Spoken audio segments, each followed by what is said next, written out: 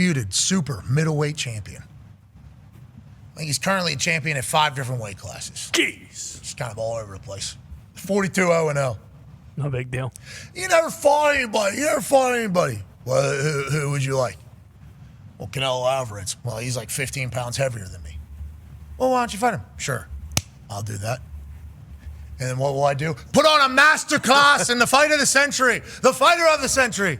Out of Omaha, Nebraska. Ladies and gentlemen, Terence Crawford. Yeah. How's it going, man? Going great. Hey, just relax. We appreciate you representing America out there, brother, in the fight of the century and getting a big-time win. How does it feel here? A couple of days removed, I don't know how many hours, maybe 36 hours removed from that fight. Did it feel special when you were in there? And then immediately afterwards, did we celebrate this thing properly? Of course it felt special. You know, it was a historical moment, historical fight. I just chilled afterwards. I went to dinner and just came back and relaxed. Been there, done that, brother. This ain't my first fight. It's my 43rd. Okay, you got to do what you got to do. 9th round. You had it won. I think everybody thought. Like you were winning the fight. There was a moment where you two just went to the middle, almost a point at the middle of the ring and say, let's just bang. Here, let's get after it.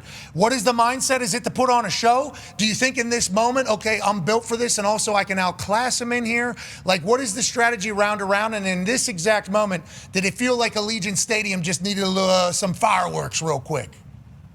Well, you know, it's a fight. You know, like I said before, you know, we're going to do a lot of switching up, and we're going to do a little bit of everything in there. We're going to do a little bit of boxing. We're going to do a little bit of banging, counter punching.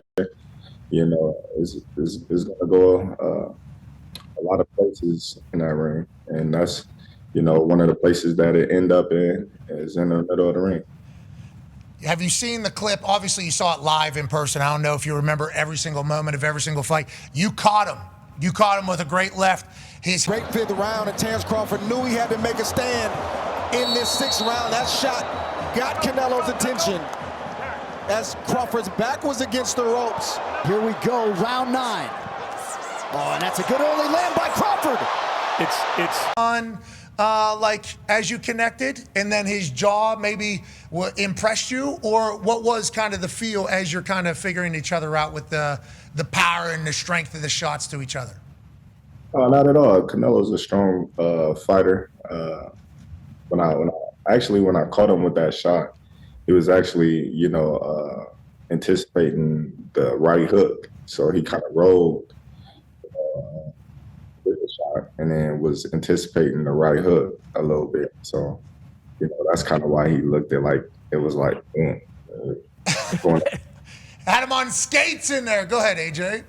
Yeah, how do you prepare for a fight like this? Are you a guy that sits there and do you watch a bunch of his older fights or his most recent fights? And I guess when you do bring a game plan into a fight, are you constantly changing that, especially like in between rounds? Are you making adjustments that your corner is giving you, and you can actually execute those in the next round? No, to be honest, you know, I don't watch a lot of fights in camp of my opponent because I know they're not going to fight me the same way. I let my team handle that. Let my team make sure that I'm in the best position possible for myself. So I just want to sharpen myself up. And then fight week, you know, I watch a little bit of fights and see, you know, just to refresh my memory of what they tendencies is and what they like to do. And then I make my adjustments on the fly in the fight. Okay, so when you're in there early, you're feeling like, ooh, wait a minute. Because obviously there's the mystique of Canelo. Is the fight of the fight. There's a feeling out process, and then is there a moment it's like, ooh, I got a good tell on this guy, I got a good quick. Was that early? Is that going into the fight you feel that, and you just maintain that confidence throughout it all? Or is the first couple rounds a moment for you to realize, okay, maybe this works, maybe this doesn't work? Yeah, first couple of rounds is always a fell-out round, see what you can get away with and what you can't. And then, you know, you go from there. You make, you know, your assessment on what works and what don't.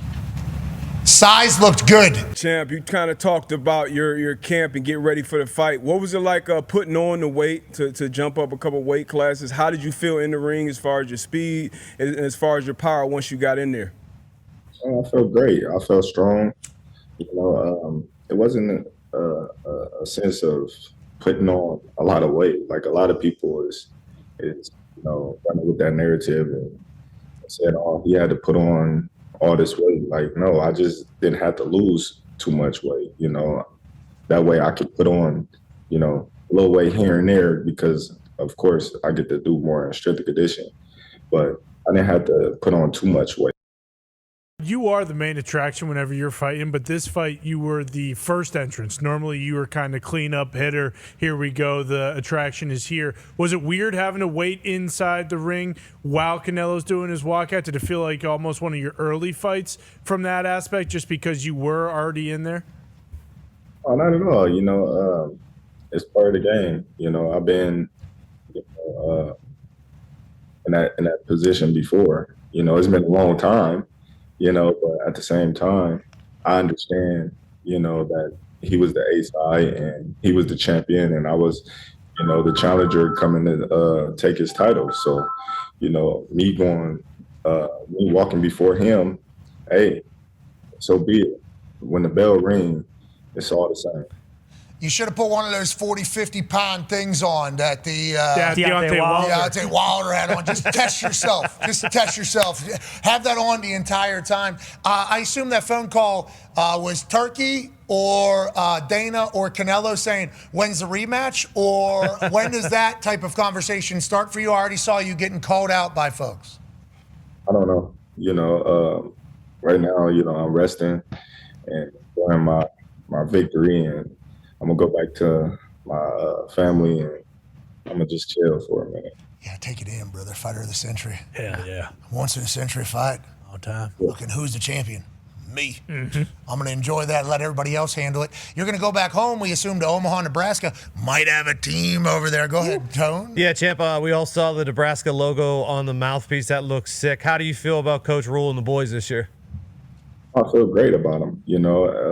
Every year I'm always pulling for him, and I think this year we got a great team, and we got a great staff, and I'm looking forward to big things with Nebraska Cornhuskers. Can you tell me something about anybody can be a nobody? Because I saw Matt Rule hear you say it, and now that's becoming like the Nebraska Cornhuskers, I think, like mantra. Is that your thing?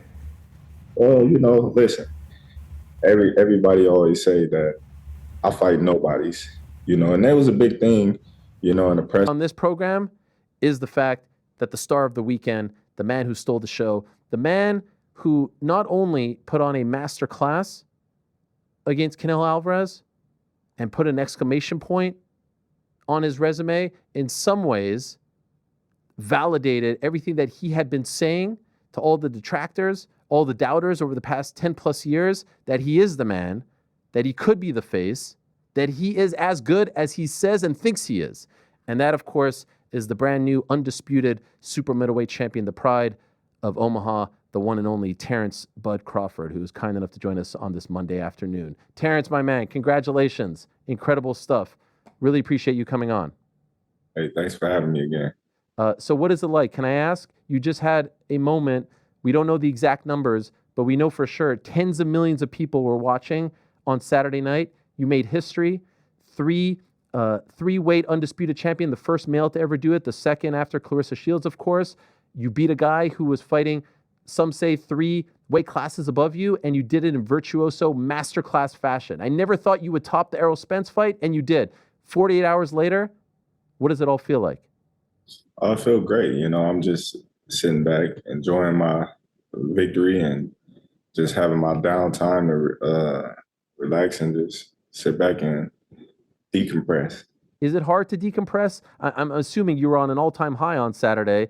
Is it hard to come down? Like, did you even go to sleep on Saturday night? To be honest, I went to sleep like at 6 o'clock in the morning and woke up like at 8 because everybody kept hitting me up and, coming to my room and things like that. But, everything else was cool. Would you say that was the greatest moment of your career on Saturday? Oh, yeah. It definitely was one of the greatest moments. Stephen A. Smith Show. Week 3 of the new Stephen A. Smith Show, Sirius XM Mad Dog Sports Radio, coming at you every weekday from 1 to 3 p.m. Eastern Standard Time, re-airing from 6 to 8 p.m. Eastern Standard Time, right here over the airwaves of Sirius XM Mad Dog Sports Radio, Channel 82. I'll get back to the calls in a minute at 888 Mad Dog 6. That's 888-623-3646. But before I do that, I have a very, very special guest right here with me right now. He is the new reigning, defending, undisputed super middleweight champion of the world, becoming the first male boxer in the 4-belt era to be the undisputed champion in 3 different weight classes. He's now done it at 140 pounds, 147 pounds, and 168 pounds. Simply put, he has proven at this moment he is the best boxer, pound for pound, on the planet Earth. He is the one and only Terence Bud Crawford, and he is here with yours truly, Stephen A., right on the Stephen A. Smith Show right now. What's up, big time? How are you, man? How's everything? Hey, man, everything is going great. I'm just chilling, relaxing, and enjoying the victory lap. How good are you feeling right now considering what you just accomplished Saturday? And I say that asking in comparison to how you felt after shocking the world with how you destroyed Errol Spence more than a year, almost 2 years ago. Could you explain how you're feeling right now compared to how you were feeling back then when you won that fight? I feel the same, you know, because it wasn't a sense of me shocking the world. It was a sense of me doing what I said I was going to do, you know, so it might have been a shock to a lot of people, you know, around, but it wasn't a shock to me, so I'm cool. We saw you look like the superior boxer. I don't think that surprised anyone. You had a 4-inch reach advantage. You know what you're doing. Tremendous poise in the ring. I don't think that shocked anybody. I think what shocked people was how strong you looked, how strong you appeared to be. How much do you think that shocked Canelo, considering the fact that you were moving up to 2 weight classes to fight as a super middleweight for the first time in your career when this was his 12th fight at that weight class? I think, you know, it shocked him tremendously, you know, given the fact that his coach said that, you know, he felt like I couldn't hurt Canelo with anything and Canelo can hurt me with everything. So I think, you know, they put that in his head. And then when he got in there, he was like, whoa. You know, they lied to me. This dude can punch. They lied to him. The dude can punch. When did that whoa moment in the fight occur in your eyes? When you hit him and it was like whoa from him, where you saw that kind of reaction? Do you recall when that occurred? Not really. You know, like he's a professional. He got great poise in the ring, and you know, I hit him with a looping left. Not for the first time. The people that ran with that narrative convinced me that was a narrative because I don't know the world as much. The thought of not having to lose weight is probably a happier. Was it how was camp? Good camp? It was great. You know, it wasn't a camp that we was focused on weight, you know, so we could just focus on my craft and focus on, you know, getting stronger, which we was already strong, you know, but, you know, we don't know what we up against. So, you know, we definitely want to make sure our body is prepared for whatever onslaught Canelo brings. So, of course, you know, we're going to, you know, cross our I's and dot our T's. And, you know, that's what we did in training. You looked unbelievable. Mm-hmm. You looked absolutely unbelievable. Not that you ever don't, but it's just like, God, this guy looks like he is very prepared. And then as the fight continued, it felt that way. Turkey Al Sheikh deemed you the fighter of the century. And obviously Ring Magazine and TKO come together to put this incredible event together. What has it been like? Possible. You know, when a lot of people kept saying that what I was trying to accomplish was impossible. And I just kept saying it's impossible until somebody do it, you know, and I'm gonna be the one to do it. And a lot of people looked at me and just, they said, okay, you know, and, you know, now I made a believer out of all of them. Yeah, you got that ring to it. I think you can make the argument for Usyk too. I'm surprised he speaks like that because it's not normally the way he speaks, and the fact that he's got 3 undisputed means that he must have been given certain opportunities. So I'm surprised he felt the need to say that, but perhaps there was reasons behind it. I mean, Alvarez thought they were going to get him cold because he hadn't fought for 13, 14 months, had some surgery and stuff like that. And the other side of the argument is they've got an Alvarez that's been fighting lesser than opposition. That is not what he once was before. He was there to be beaten by someone of the standard of Terence Crawford, of which they're very few and far between.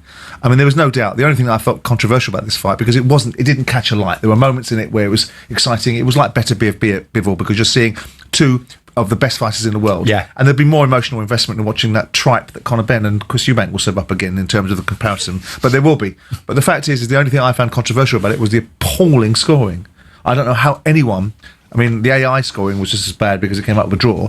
But the actual... This wasn't a close fight. Well, the AI scoring, you're right. It is a draw. The AI is meant to be the ultimate judge. Yeah. 114, 114. No, the other judges scored it 115, 113. There was miles apart. I mean, you can look at the fight. You can give round 5 to Canelo Alvarez, and you might find another couple of rounds in there. You might find the first round that round was tied. Yeah. But the rest of the way there was a distinct level. Something else that was a bit askew. Crawford's payday $50 million. For boxing, people are saying outclassed, but it started a little differently than you normally start. Go ahead, Con Man. Yeah, but